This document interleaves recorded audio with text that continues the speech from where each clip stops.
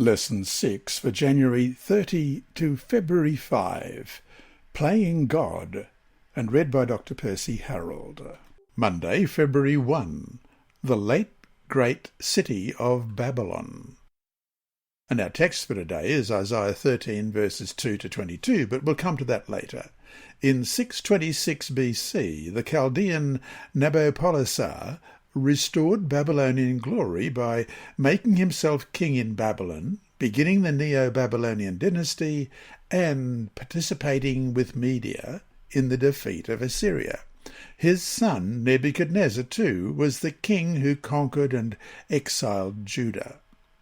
Question: how did the city of Babylon finally end? Let's read Daniel chapter 5. Belshazzar the king made a great feast for 1,000 of his lords, and drank wine in the presence of the 1,000. While he tasted the wine, Belshazzar gave the command to bring the gold and silver vessels which his father Nebuchadnezzar had taken from the temple, which had been in Jerusalem, that the king and his lords, his wives, and his concubines might drink from them. Then they brought the gold vessels that had been taken from the temple of the house of God, which had been in Jerusalem, and the king and his lords, his wives, and his concubines drank from them. They drank wine and praised the gods of gold and silver, bronze and iron, wood and stone. At the same time, the fingers of a man's hand appeared and wrote opposite the lampstand on the plaster of the wall of the king's palace. And the king saw the part of the hand that wrote. Then the king's countenance changed, and his thoughts troubled him, so that the joints of his hips were loosened, and his knees knocked against each other. The king cried aloud to bring in the astrologers, the Chaldeans, and the soothsayers. The king spoke, saying to the wise men of Babylon, "Whoever reads this writing and tells me its interpretation shall be clothed with purple and have a chain of gold around his neck, and he shall be the third ruler in the kingdom." Now all the king's wise men came, but they could not read the writing, or make known to the king its interpretation. Then King Belshazzar was greatly troubled. His countenance was changed, and his lords were astonished. The queen, because of the words of the king and his lords, came to the banquet hall. The queen spoke, saying, "O king, live forever. Do not let your thoughts trouble you, nor let your countenance change. There is a man in your kingdom in whom is the spirit of the holy God. And in the days of your father, light and understanding and wisdom like the wisdom of the gods were found in him. And King Nebuchadnezzar your father the king, made him chief of the magicians, astrologers, Chaldeans, and soothsayers, inasmuch as an excellent spirit, knowledge, understanding, interpreting dreams, solving riddles, and explaining enigmas were found in this Daniel, whom the king named Belteshazzar. Now let Daniel be called, and he will give the interpretation." Then Daniel was brought in before the king. The king spoke and said to Daniel, "Are you that Daniel who is one of the captives from Judah, whom my father the king brought from Judah? I have heard of you that the Spirit of God is in you, and that light and understanding and excellent wisdom are found in you. Now the wise men, the astrologers, have been brought in before me, that they should read this writing and make known to me its interpretation, but they could not give the interpretation of the thing.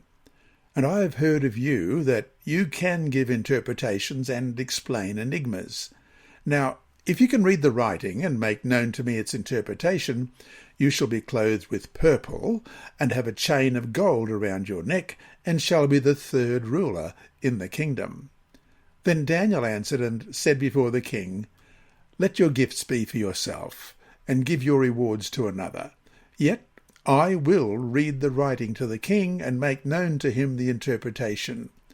O king, the Most High God gave Nebuchadnezzar your father a kingdom and majesty, glory, and honour, and because of the majesty that he gave him, all peoples, nations, and languages trembled and feared before him. Whomever he wished, he executed, and whomever he wished, he kept alive. Whomever he wished, he set up, and whomever he wished, he put down. But when his heart was lifted up, and his spirit was hardened in pride, he was deposed from his kingly throne, and they took his glory from him. Then he was driven from the sons of men. His heart was made like the beasts, and his dwelling was with the wild donkeys. They fed him with grass like oxen, and his body was wet with the dew of heaven, till he knew that the Most High God rules in the kingdom of men, and appoints over it whomever he chooses. But you, his son, Belshazzar, have not humbled your heart, although you knew all this. And you have lifted yourself up against the Lord of heaven. They have brought the vessels of his house before you and your lords, your wives, and your concubines have drunk wine from them. And you have praised the gods of silver and gold, bronze and iron, wood and stone, which do not see or hear or know. And the God who holds your breath in his hand and owns all your ways, you have not glorified.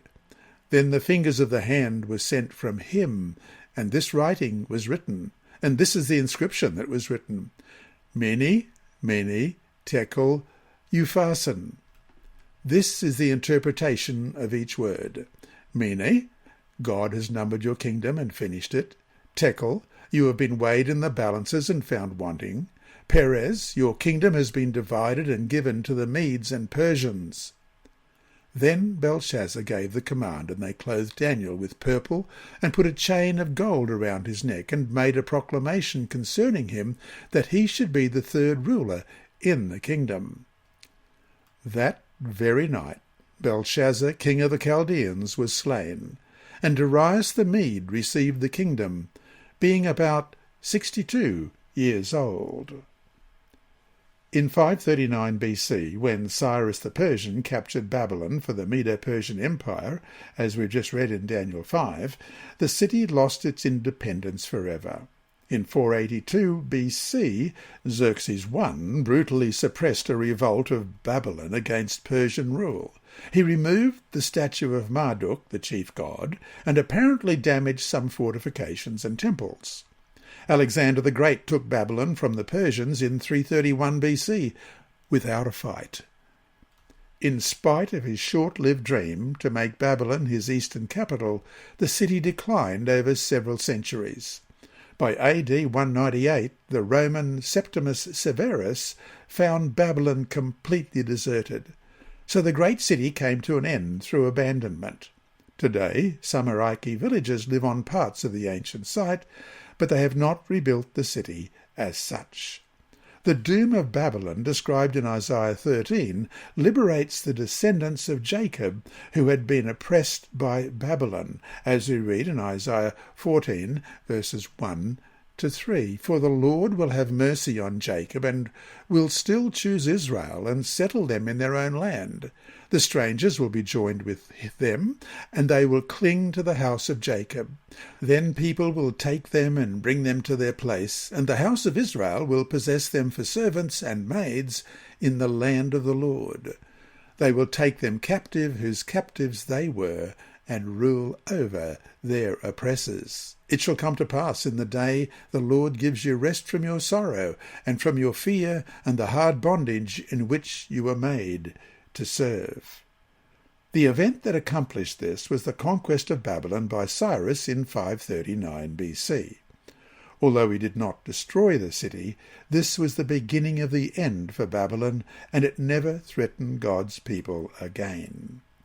Isaiah 13 dramatizes the fall of Babylon as a divine judgment.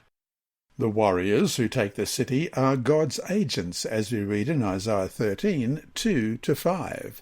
Lift up a banner on the high mountain, raise your voice to them. Wave your hand, that they may enter the gates of the nobles. I have commanded my sanctified ones. I have also called my mighty ones by my anger, those who rejoice in my exaltation. The noise of a multitude in the mountains, like that of many people, a tumultuous noise of the kingdoms of nations gathered together. The Lord of hosts musters the army for battle. They come from a far country, from the end of heaven, the Lord and his weapons of indignation, to destroy the whole land. The time of judgment is called the day of the Lord, as we read in Isaiah 13, 6. Wail, for the day of the Lord is at hand. It will come as a destruction from the mighty. And verse 9. Behold, the day of the Lord comes, cruel with both wrath and fierce anger, to lay the land desolate. And God's anger is so powerful, it affects the stars, sun, moon, heavens, and earth. In Isaiah 13, verse 10, and the stars of heaven and their constellations will not give their light. The sun will be darkened in its going forth, and the moon will not cause its light to shine.